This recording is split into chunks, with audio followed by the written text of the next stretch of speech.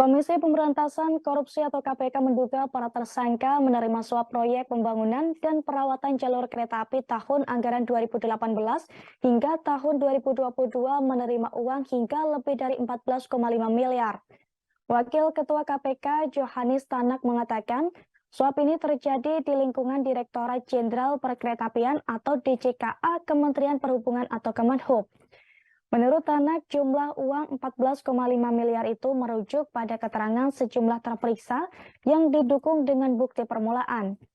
Tanak mengatakan 4 proyek dimaksud yakni pembangunan jalur kereta api ganda Solo Balapan, Kadipiro, Kalioso, proyek pembangunan jalur kereta api di Makassar, Sulawesi Selatan, kemudian 4 proyek konstruksi jalur kereta api, 2 proyek supervisi di Lembagan Cianjur, Jawa Barat, serta proyek perbaikan perlintasan sebidang Jawa Sumatera. Dalam perkara ini, KPK menetapkan 10 tersangka. Mereka yakni Direktur Prasarana Perkeretaapian Harno Trimadi dan pejabat pembuat komitmen atau PPK Balai Teknik Perkeretaapian atau BTP Jawa Bagian Tengah Bernard Hasibuan. Kemudian Kepala BTP Jawa Bagian Tengah Putu Sumarjaya, PPK BTP Jawa Bagian Barat dan Sinto Pirjani Huta Barat. Termasuk pula PPK Balai Pengelola Kereta Api BPKA Sulawesi Selatan Ahmad Afandi, PPK Perawatan Prasarana Perkeretaapian Fadilansyah. Mereka ditetapkan sebagai tersangka penerima suap. Adapun tersangka pemberian suap adalah Direktur PT Istana Putra Agung atau IPA, Glon Renato Sugiarto dan Direktur PT Dua Farita Fajar Karisma.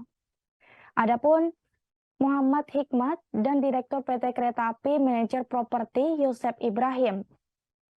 Dalam kasus ini KPK menduga para pelaku dalam perkara ini diduga merekayasa proses administratif hingga penentuan proyek pemenang tender.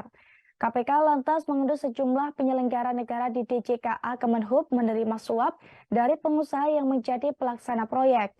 Uang yang diterima mencapai 800 juta terkait pembangunan jalur kereta api ganda Solo Balapan Kadipiro Kalioso. Kemudian PPK BPKA Sulawesi Selatan, Afandi diduga menerima suap 150 juta dari Dion pada 11 April 2023.